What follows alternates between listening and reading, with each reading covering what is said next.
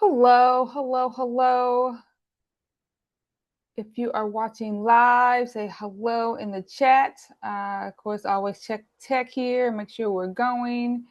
I'll look down, make sure there's no questions that come up as we are talking, but definitely don't forget to like and share the video as we go through information today to help you to live out your God-given purpose. So for those that don't know me, I am Dr. Amanda, and I am a lifestyle medicine physician, and not just a physician, but a person that actually lives out, not perfectly, but try to be consistent at being consistent with the information that I come on live to tell you about, and also when working with patients and clients. So hopefully this information is definitely resonates with you, and that you actually learn something, and not just learn it and like, oh, that was good information, but actually learn to do, and you start making these changes in your lifestyle, because we're always on a journey, okay, with health and wellness. But today I wanted to really emphasize that food is information and nutrition, and not a punishment, okay? All right. So, because sometimes we look at it as like our arch enemy, but we don't want to do that. A lot of time I hear people saying things like, or if you feel like food stresses is stressful to you, like, oh my gosh, what am I going to eat? If eating feels like something that's more of a test that you keep failing, like, gosh, I there was donuts in the break room again, and I ate one. I kept telling myself, don't eat the donuts, don't eat the donuts, don't eat the donuts. And I just gave in, and I felt like I was failing. Or if you ever felt guilty after a meal, like, ooh, that was the wrong thing to eat.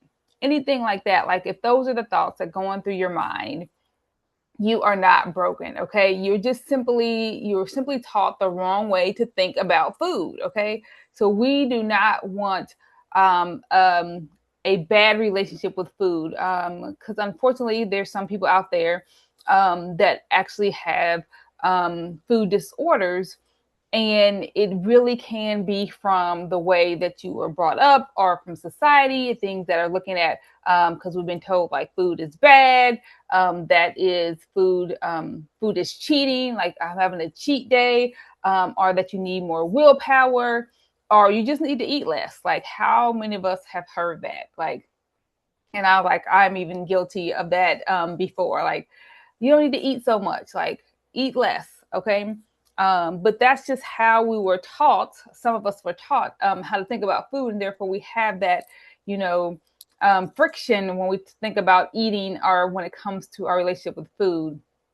And when people hear this message over and over, something begins to happen, and eating becomes more emotional, right? Instead of actual, like, I'm eating for nutrients, I'm eating for energy, I'm eating for power.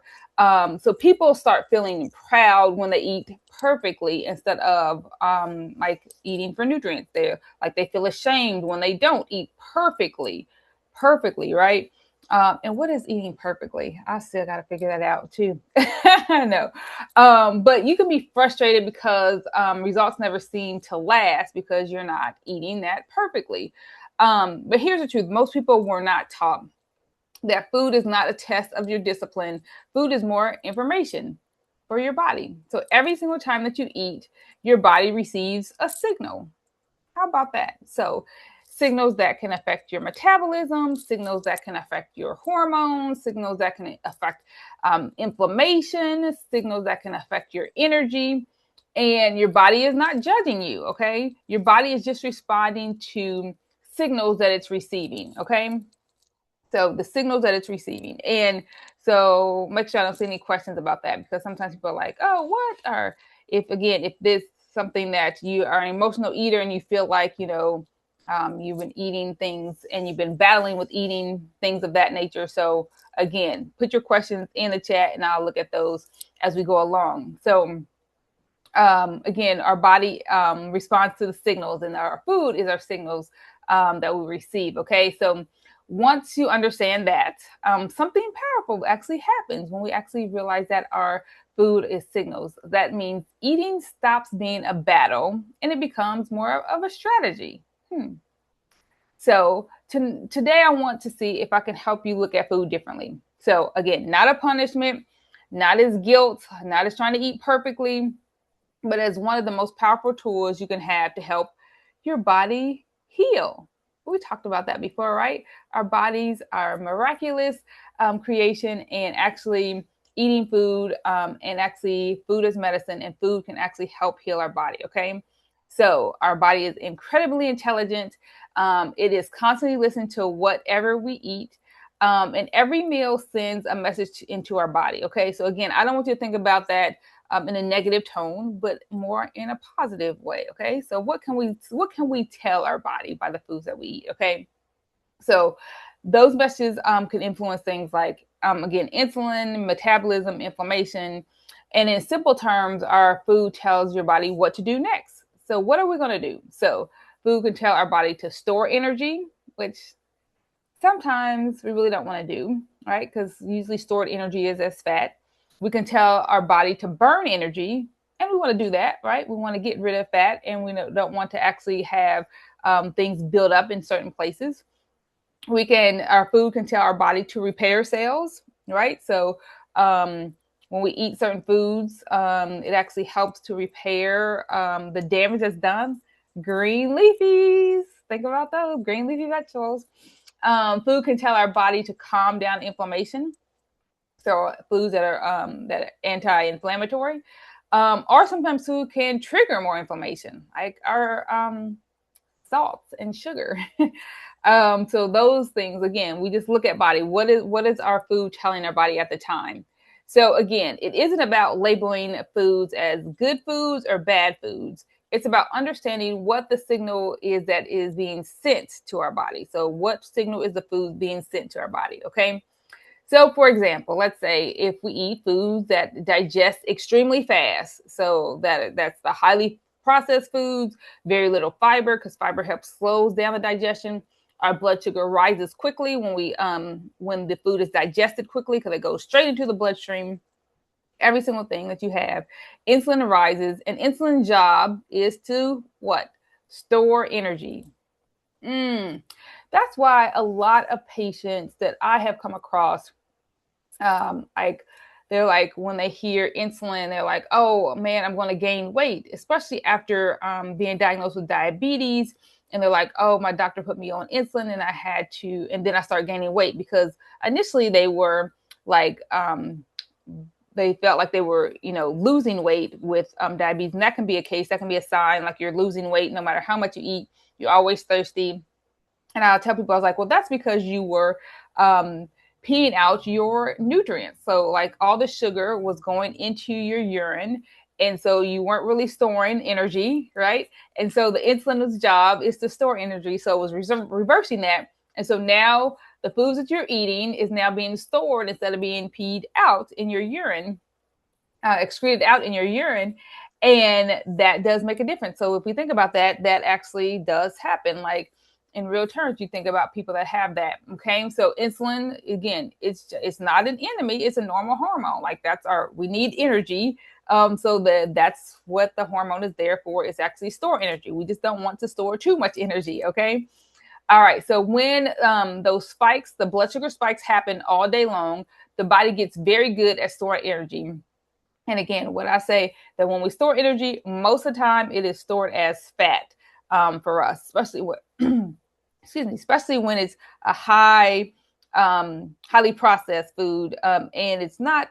I should say not necessarily real food. Like the body doesn't recognize it, so it's like, let's store this energy that came in as food, and we'll store it in this little side pocket here, and it's being stored as fat. Okay, so now, compare that to foods that are high in fiber. So fiber-rich foods. What do we have? Our beans, our lentils, our other veggies, our whole grains, the fruit. And when we actually have a lot of fiber in our diet, fiber actually helps to slow the digestion down.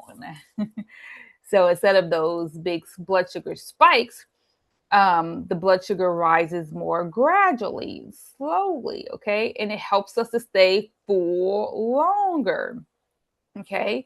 So it's not a big blood sugar spike and we get that quick energy and down, but it's more of a gradual thing, right?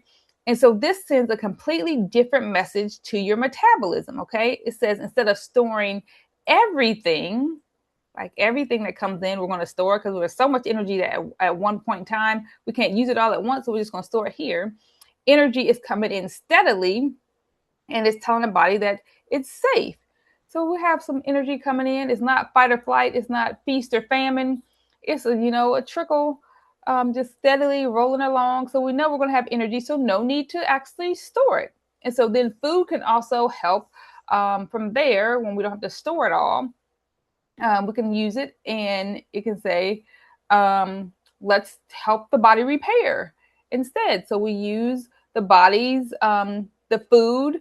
The signal comes in and said, okay, we can now repair. So our body is constantly repairing our tissue, repairing those blood vessels, repairing those muscles. So maybe you did a good resistance training workout, and so you like muscles to build muscle, you like tear it, and then it has to repair. So you have that. So it's repairing the muscles, it's repairing the cells that were damaged from before. And so that's like a wonderful thing. So when we send that slower message to our body, the food sends a slower message, then our body feels safe. Okay. And then also, so we go from fiber and then protein. So again, I'll always point this out. When I say protein, I'm not necessarily talking about meat. So protein doesn't necessarily equal meat. There's protein in many different foods that are out there. Okay, so I definitely advocate for a predominant plant-based diet. So again, I really talk about plants, and you can get protein from plants. Okay, so when I say protein, I'm really talking about like beans and lentils, nuts and seeds, things like that. There's protein even in our green leafies. It's not a lot of protein, but it's still some protein there. So just so when I'm talking about in general, so protein. Okay, so protein actually helps provide the building blocks for repair. Okay, so again, is nutrients from plants, plant foods, because I like to really emphasize the plant foods because it's more of a whole package. That's how I was thinking I was naming it, a whole package, instead of just being like pure protein, fat, and cholesterol, where we likely see in animal-based proteins, whereas plant-based proteins can have the protein, it has antioxidants, it has other nutrients, and fiber. So it has more of a well-rounded nutrient package that we need in our body to actually help with so many different aspects of our health and wellness. So it's not just because I think it's a good idea. It's because plants actually have been shown to help in so many ways that you get more bang for your buck. And I'm so very focused on getting the most out of everything. So when I eat plants, I want to like I'm getting all these different things that's coming into our body, and that's why I emphasize that. Okay, so if you are a plant eater out there, put a broccoli emoji in there or something like that, so we can say, yes, let's eat our plants. Okay. So I always divert there, but when we eat different plant foods, it helps reduce oxidative stress and supports healing again. And then there's that inflammation. Okay. So most of chronic disease today, I've emphasized this before, most chronic disease today is actually heart disease, diabetes, and even many types of cancers involve chronic inflammation. And again, as I was talking about earlier, like plant foods actually contains very powerful components that actually calm down this inflammation. Again, the bigger bang for your buck when you actually eat those plant foods. And that's why when people actually shift what they're eating, they're actually very surprised what happens. Their energy improves, they sleep better, their blood pressure is better, and sometimes medications can be safely reduced with medical supervision. And that is actually definitely wonderful. And again, it's not because food is magic, it's because food is information. And again, that's so much that we can see. And even in just like 5 days, like I have a kind of like an introduction to eating more plant-based, and it's just like a 5-day cleanse, and people are like, there's no way I can feel this good in 5 days because I've been trying so long to do so many things, and I always fall off the wagon. And it's like, oh my goodness, like just doing this 5-day cleanse, it's like I can't believe how much better I feel in just this little time, because most of the time we feel like it's going to take forever, but that's not the case. So you can definitely get that information in that food, send that information to your body, and you can feel better very quickly. Okay.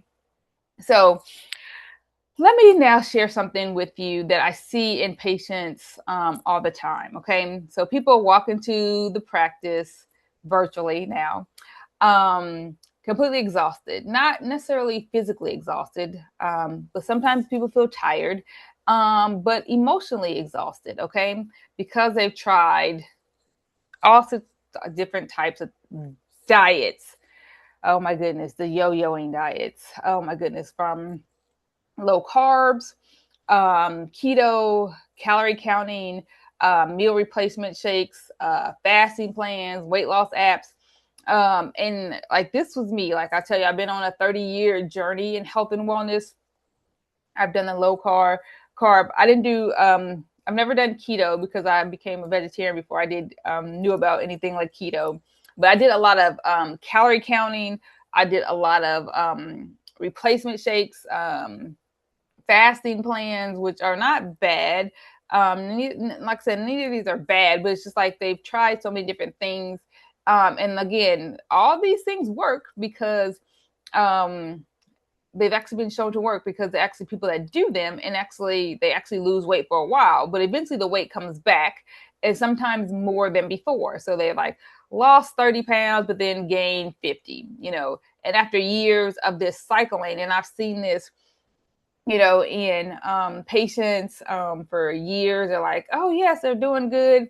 And then it was just like life came too much. It was too hard for them to stick with, because they were looking at different ways to actually, that they were thought, that they were taught that were good to actually see the weight loss that they wanted. But it wasn't their overall goal. Like weight loss was the first thing, but not their overall goal. And then, so just think about years, decades, even of doing this cycling, like, okay, the next best diet I can go to, the next best diet I can go to.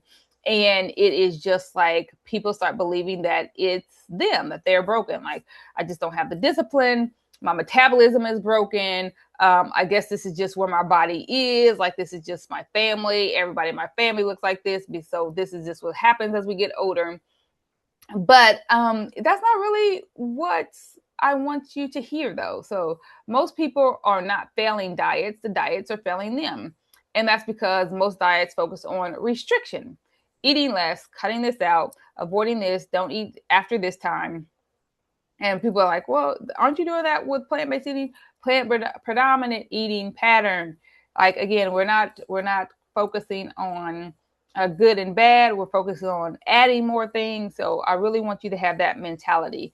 Even though I really say plants, plants, but we want you to add that in, because that's more what we're missing. Okay. So it's not about necessarily eating less. Usually with plants, you eat a lot more.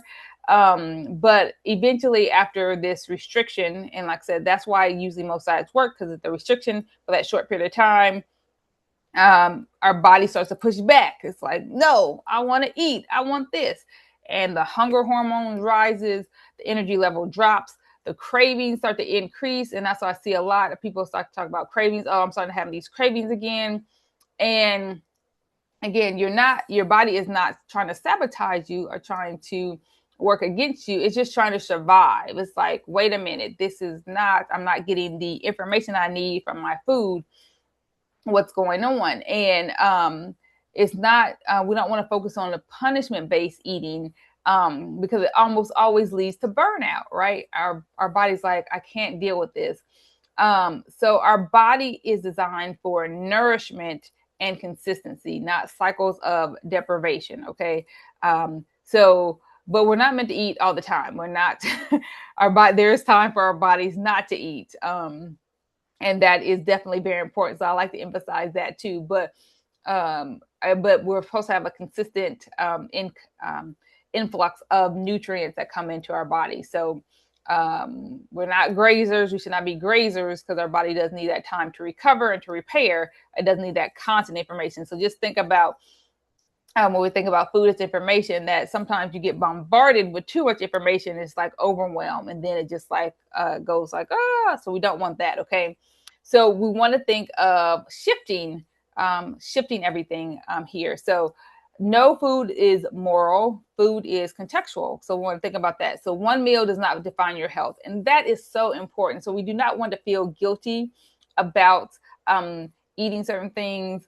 One snack does not define your discipline. So say you are trying to really only have healthy snacks, but you decide to have chips one time. That does not define if you are eating healthfully or not. Again, we don't want to focus on one pure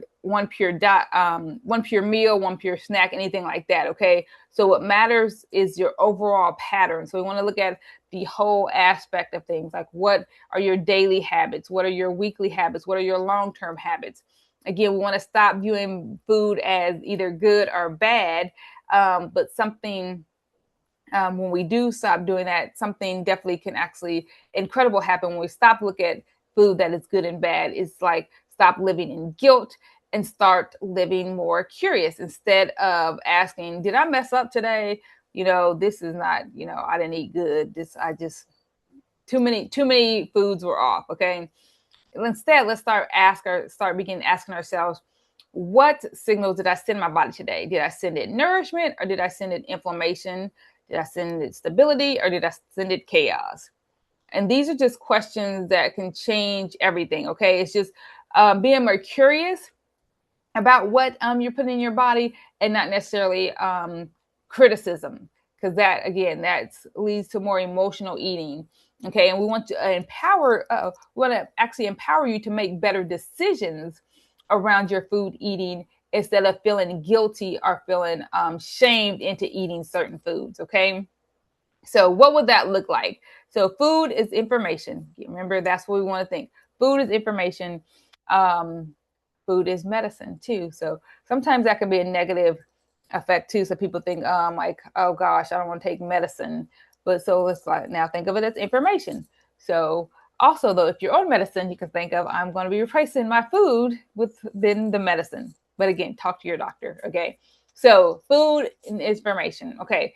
So 4 big things that can make a huge difference when you are signaling your body as information. So fiber, again, protein, fiber and protein, okay? Timing and consistency. So first, fiber. Fiber is one of the most powerful things you can give your metabolism. Because again, what do we talk about? It slows your metabolism down. It stabilizes the blood sugar. It feeds the healthy gut bacteria. That is so good. It actually helps to lower your cholesterol. And even some of the cholesterol medicines are like fiber. It goes in the fiber signal there, and it keeps you full longer. Okay. So most people are not eating nearly enough fiber. Again, most of the time in the US, I've said this multiple times, we are not calorie deficient. We are fiber deficient. We're so focused on eating like high protein foods, but we should really be focusing on fiber. Okay. Fiber, number 1. Okay. It actually decreases our hunger.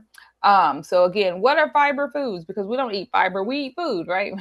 So beans, vegetables, fruit, whole grains, these send so many different good messages to our body again, and we just have the more energy and less hunger. And that's what we want, because sometimes we're eating food. There was this uh, um, I want to say movie like I was watching, and like you can say like you're eating foods from this place you went to drive through. You're eating all this, and it's like you eat all your calories, like you're counting calories in one meal. You could eat all your calories in one meal almost, because some of those meals are like over 2,000 calories. Time you get the burger, the fries, and the drink is way over 2,000 calories, and you're like, okay, that was one meal. But like an hour later, you're hungry again. You're like, man, why is that? You're like, no fiber. There's no fiber in that food. Like, if, well, I shouldn't say no. It's very, very little fiber in that food because you have fat, you have sugar, you can have some protein there, carbs, but it's really no fiber there. And so it doesn't you full. So you get that spike, the spike in the blood sugar. You feel like energy, and then you're like, well, and then that comes with that actual relationship with food where you're like, well, if I'm calorie counting and I just ate 2,000 calories here, I'm way over my calories for the day and I can't even eat anymore. And so then you go into this starvation mode. So just try to really think about that when we're giving our body certain foods. Again, not good or bad. Like, what signal am I sending this to? What signal am I sending to my body when I eat this food? Okay. So fiber would be first. So we want to make sure we're high fiber. And then next we want to talk about the protein again. Protein again can be plants. So you can get two for the price of one. So you can have fiber and protein in the plant-based foods. Okay. So that's another reason why I love it. And why do we want to emphasize protein? Because protein helps to repair our tissue, helps to maintain muscles, helps with hormone balance. It also helps to make us feel full longer. So just think if you eat a protein fiber together, you'll feel full longer, and more than likely too, it's less calories. And calories is just energy. So when you actually look at this physics, biochem, anyone out there like love that type of stuff, like calories is just a measure of energy. Okay, so we want to actually look at that. So if you have the more nutrients you can get in that energy, in that calorie, the better off you are, right? Okay. So we want to actually look at that. So we want to look at fiber, protein, stay full longer, helps to repair, and actually stabilizes our blood sugars. So when we have meals contain protein, often people often snack less because again, their hunger signals are more balanced. So they don't feel hungry that they have to have this here and this there. So you want to the marriage the two, the protein and the fiber. Okay. And then next would be timing. So we want to look at our daily rhythm. So eating very late at night can cause our blood sugars to become more difficult to control for many people. So that's where the idea of, stop eating after a certain time came in. So really you want to make sure that your body goes into a repair mode, a detox mode, while you're sleeping, so you don't want to be digesting. So that's why the time frame came up to where you don't want to eat too late at night, and before you go to bed. So that actually makes a difference, and it's just the rhythm of the body actually as it's getting energy. Now it needs time to repair. So not necessarily again that you want to think of restriction mode. You want to just think of the actual signal that you're sending your body. Okay. So I gave you all this energy during the daytime. So now we're going to sleep, and sleep is a whole nother aspect that we definitely need. Now I'm going to sleep. So now I need you to use that energy that I gave you all day, body, and use that I'm going to rest. And now you can use that energy to actually start to restore anything that needs to be repaired in my body. Right. So it all works together. So that's why I want to look at the timing. Okay. So we want to make sure also that we're eating consistent meals during the day. Again, we don't want to graze throughout the whole day. We still got to give our body a chance to digest and recover. So we want to have, certain times that we eat, and then certain times we give our body a break. Okay. And then fourth, we want to make sure we are consistent. Because our body loves consistency. Our body loves balance. Again, it's not going to be perfect. It's okay. We just want to try to be consistent at being consistent, right? We want to look at that. Okay. Again, we don't want to look at perfection because that can cause us to feel stressed, and we don't want that hormone there, the stress hormone, because that can cause inflammation. We want to feel relaxed. We want to say, yes, it's time to actually give my body the information that it needs by eating this food. Okay. So again, food is information, and we want to make these changes. So small changes repeatedly daily create powerful metabolic shifts over time. Again, in just even the 5-day course that I offer, people feel miraculous after that. They're like, oh my gosh, like sometimes you don't feel remember how bad you feel until you actually start to feel good. Okay. So in just 5 days, as little as 5 days, people, you can get that actual feeling. So before we let you go and enjoy the rest of your day, I just want you to know that your health is a trajectory, it's a journey, it's not a fixed place, okay? So you're always going to be working on it. You're always going to be changing, learning new information, learning how your body deals with the information that you're giving it through food. And it is okay to continuously learn, to continuously to adapt, because our body is constantly adapting. Okay. Cells are regenerating. Like, our skin, like we become a whole new person, within, a certain amount of years. So just think about that. Our blood vessels can improve. Our metabolism can become more efficient. And people, again, most are never really taught of how their body actually works. And again, we are taught to fight it. Okay, we don't want to do that. That's why we're having this actual thing here. We want to make sure that you understand and why having guidance matters. Okay, understanding labs, understanding nutrition patterns, understanding how lifestyle affects disease risk. And again, that is exactly what I do when I help patients do through my lifestyle medicine practice, Atkins Enlightenment Lifestyle Medicine. And if you are a person that's ready to stop guessing about your health and start building a clear path, I invite you to take the next step with me. So whether it looks like, doing my self-guided 5-day cleanse, scheduling an appointment with our practice where we're actually licensed in 10 states, or actually, coming on as a coaching client where we can actually go deeper. And you can just go, all these things are actually accessible through my website at www.dramandamd. That's DRAMANDAMD.com. And you can look at all that there. So if you schedule a medical appointment, we can look at your whole health, your labs, your habits, your nutrients patterns, your long-term risk factors, and actually build a plan together that supports your body's natural healing. Okay. So not a 15-minute rushed appointment, but something that actually goes deeper and actually can help you long-term again, and help your health to go on the trajectory that you would like. Okay. All right.